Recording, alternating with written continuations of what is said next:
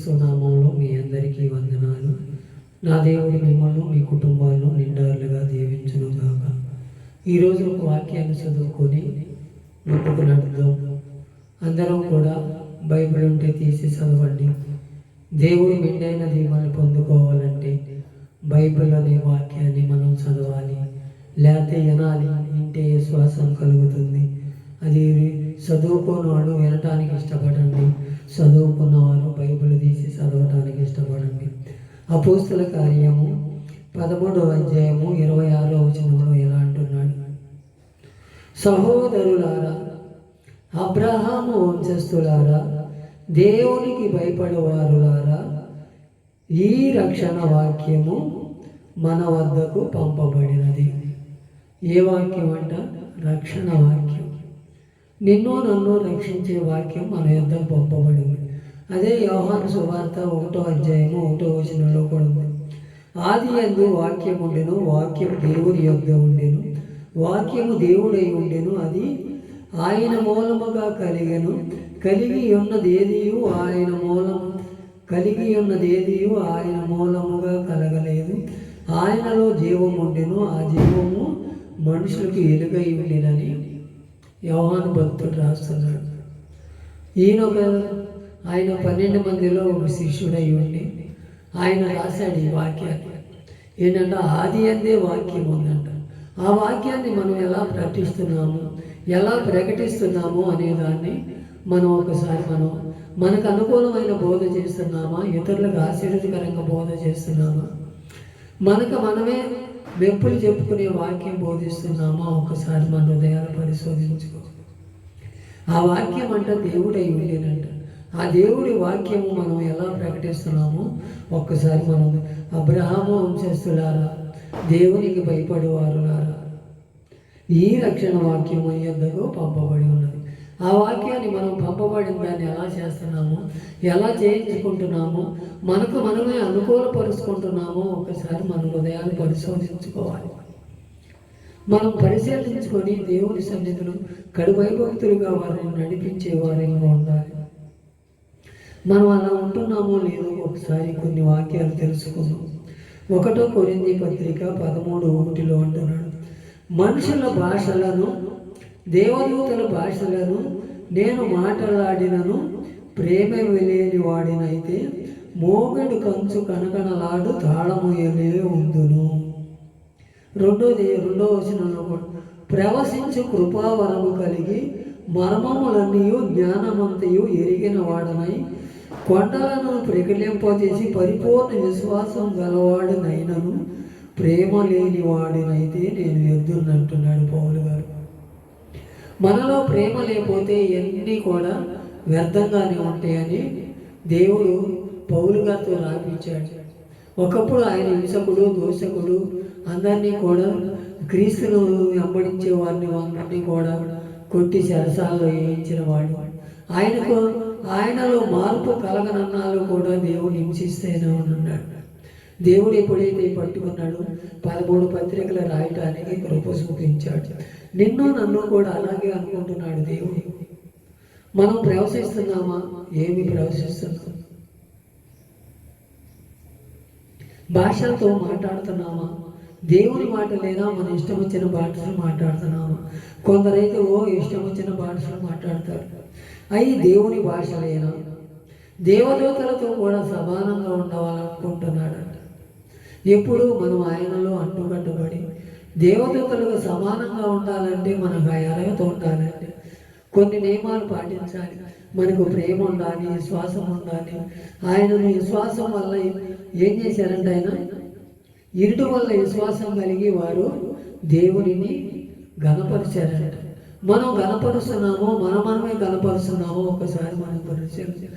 ఒక్కొక్క విశ్వాసం వచ్చి దేవుని సేవకుడిని పొగిడితే మైకి ఇస్తారంట కొన్ని సంఘాలు. నన్ను సేవకుడు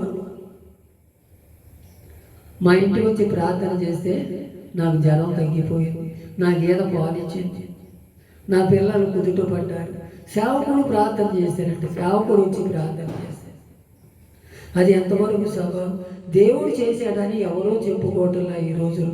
అందువలనే మన సంఘాలు ఇలా దిగజారిపోవటం, దాని సంఘాల్లో ఐక్యత కలగపోవటం, ఒకరికొకరు దూషించుకోవటం, ఒకరికొకరు హింసించుకోవటం, అయ్యేంటో మనం అర్థం కావట్లేదు. దేవుని నామాన్ని మనం హెచ్చించాలి కానీ తగ్గించకూడదు.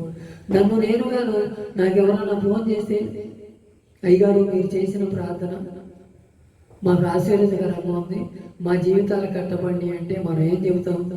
నేనే చేశాను అనుకుంటా, నేను చేయమంటే వాళ్ళ కుటుంబం దీవించబడింది అనుకుంటా అని మరి వాళ్ళకు రెండోసారి మనకు కనపడి అయ్యగారు వందనాలు చెప్పకపోతే మనకి ఎక్కడ లేని కోపం వచ్చేస్తుంది. సుజావా, నేను వీళ్ళ గురించి ఎంతో ప్రయాసపడి ప్రార్థన చేశానే, వీళ్ళు నాకు వందనం చెప్పలేకపోయారు. నువ్వెవరు, నేనెవరు వందనం చెప్పటం? దేవునికి చెప్పాలి. దేవునితో మనం అంటుకట్టబడి పిల్లలుగా మనం తీర్చి మనకంటుబడి కాలం మనకు అనుకూలమైన వాటిగా మనం సిద్ధపరచుకోకూడదు. ఎప్పుడూ కూడా మనం దేవుని సన్నిధిని ఎలా ఉంచాలంటే సహోదరుల భాగ్యంతో కాల వాళ్ళని అబ్రహాం వంశస్థులాగా చూడాలి. మనకేదో మేలు చేసేవారుగా, మనకేదో మంచి చేసేవారుగా, మనకేదో సంపాదించేవారుగా వాళ్ళని పొగడవసరం. వారిని మనం ఎప్పుడూ కూడా సహోదరుల భావంతోనూ, అబ్రహాం వంశస్థులంటే దేవునితో నడిచేవారు, మనతో నడిచేవారు అవసరంలా.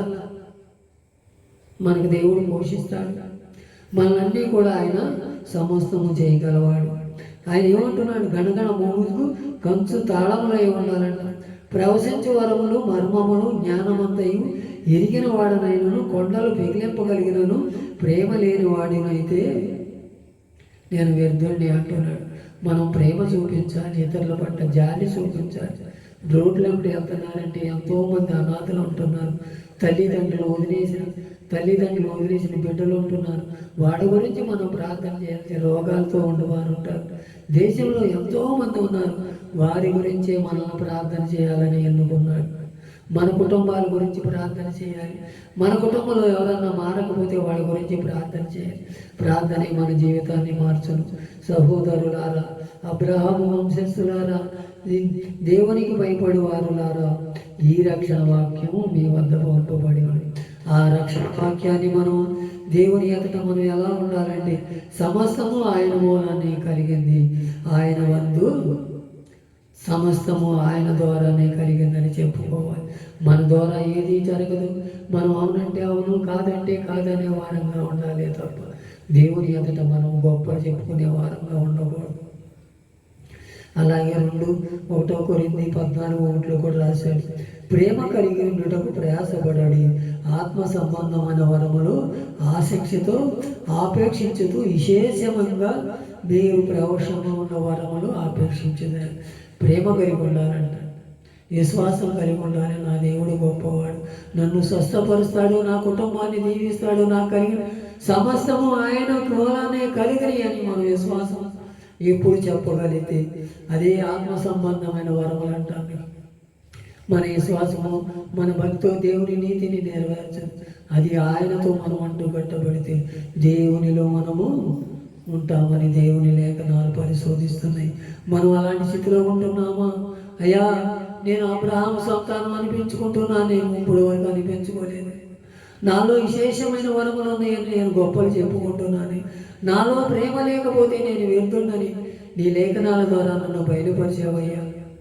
అయ్యా, నేను వ్యర్థునిగా మారటానికి వీలు లేదయ్యా. నేను ఒకరి పట్ల సహోదర ప్రేమ కలిగి ఉండటానికి సహాయం చేయను ఆయన.